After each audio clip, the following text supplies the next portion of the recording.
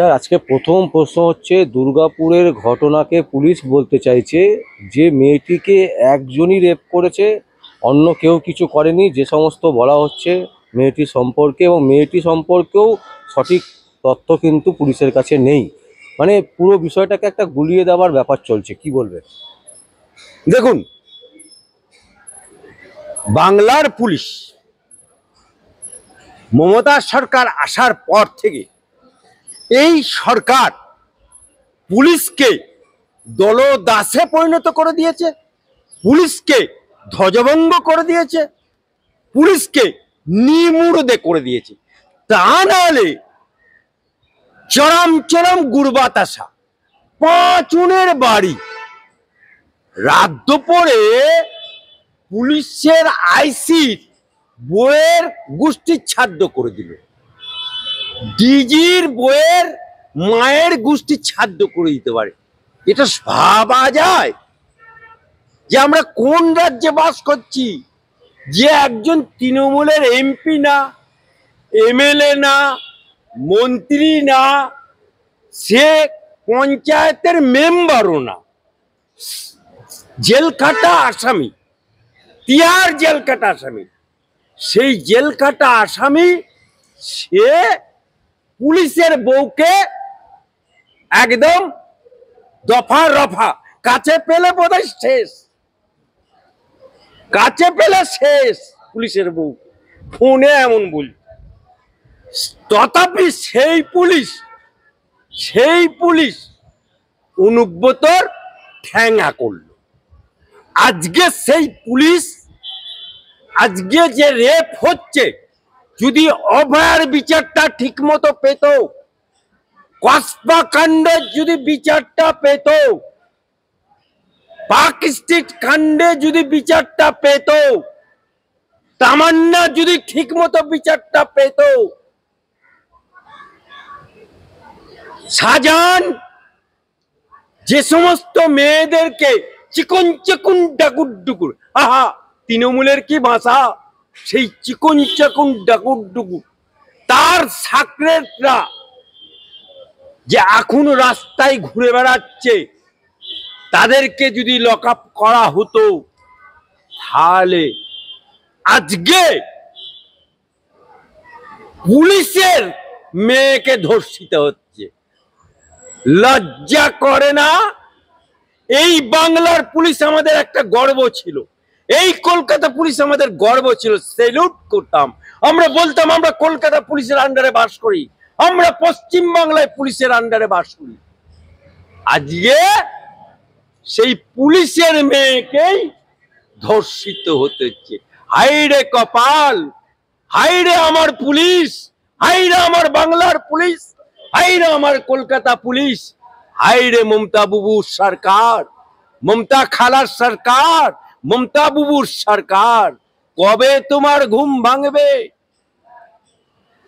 আবার বলছে কিনা আই না আমাকে রেপ করে না, 70 বছরের বুড়ি, তোকে কে রেপ করতে যাবে রে? হ্যাঁ, 14টা বডিগার্ড নিয়ে ঘুরিস। আজকে সেই পুলিশ দুর্গাপুর কাণ্ডে, সালার কাণ্ডে 5 জন রেপ করলো, 2 জন ধরা পড়েছে, এখনো 3 জন অধরা। আজকে দুর্গাপুর কাণ্ড হলো, তারপরেই কলকাতায় কাছে পুলিশের মেয়েকে ধর্ষিত হলো। অর্থাৎ মমতা বাবুর সরকারের আমলে ধর্ষণের প্রতিযোগিতায় লেগেছে, কে কোন নেতা কটা মেয়েকে ধর্ষণ করতে পারবে। মনে হচ্ছে যেন 100 মিটারের রান যেমন হয়, দৌড় প্রতিযোগিতা, মমতা বাবুর সরকারের আমলে ধর্ষণের প্রতিযোগিতা লেগে গেছে। তাই তো পুলিশ আজকে ধর্ষণ কাণ্ডটাকেও ধামা চাপা দেবার চেষ্টা করছে, অর্থাৎ শাক দিয়ে মাছ ঢাকতে চাইছে। আজকে যে পুলিশ এই ধর্ষণ কাণ্ডকে, দুর্গাপুর কাণ্ডে চাপা দেবার চেষ্টা করছে, তাদেরকে বলছি সাবধান। মমতা বাবুর সরকার চিরকাল থাকবে না, মমতা খালার সরকার থাকবে না, তোমাদেরকে কিন্তু চাকরি করতে হবে। তোমাদেরও বাড়িতে মা আছে, তোমাদেরও বাড়িতে বোন আছে, তোমাদেরও শালি আছে। যখন ধর্ষণ হবে, এ তো শুরু হয়ে গেছে পুলিশের মেয়েদের ধর্ষণ, খালি ট্রেলার হচ্ছে, পিকচার আমি বাকি আছে। স্যার একটা প্রশ্ন করছি, মুখ্যমন্ত্রী মমতা ব্যানার্জি বলছেন যে মেয়েদেরকে রাত্রির বেলায় যাতে না বেরোয়, মানে এটা কি ধরনের কথা তিনি বলছেন? আরে মমতা বাবু রাত্রি 12টায় বেরোয় না বলে কি আর বাংলার মেয়েরা বেরোবে না নাকি? হ্যাঁ, উনি তো একবেলা খায়, শুকনো রুটি খায়, ভাত খায় না, কবিতা লেখে পাং পাং ধপাং, আবার ছবি আঁকে, সেই ছবি বিক্রি হয় কোটি টাকায়, আবার এরকম এরকম করে ছবি তোলে, আবার ওই ওখানে ডান্ডিয়া নাচ খেলে, আর ওদিকে উত্তরবঙ্গে বন্যায় তখন ভাসে, তখন উনি ডান্ডিয়া নাচ খেলে। আজকে মমতা বাবুকে বলতে চাই, মমতা বাবু, মমতা খালা, মমতা আপা, আমি হাইকোর্টের অ্যাডভোকেট আলী আফজল চাঁদ বলছি, ইয়াদ করো তখন তুমি বিরোধী নেত্রী, এখানে চুন থেকে পান খসলেই রে রে রে রে রে রে করে উঠতো। আজকে যদি মমতা বাবু সরকারে না থেকে বিরোধী থাকতো, বিনা দেশলায় আগুন ধরিয়ে দিত বাংলায়, এতক্ষণ বাংলা দাউ দাউ করে জ্বলতো।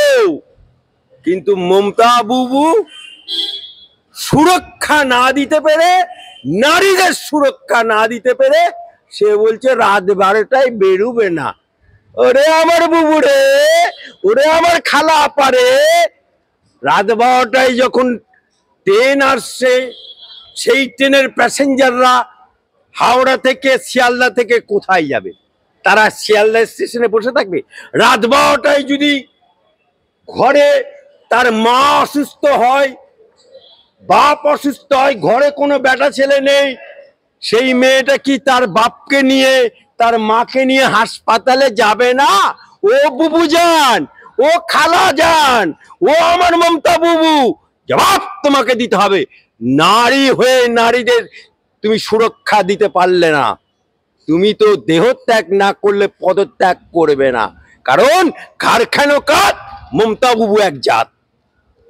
Thank you sir.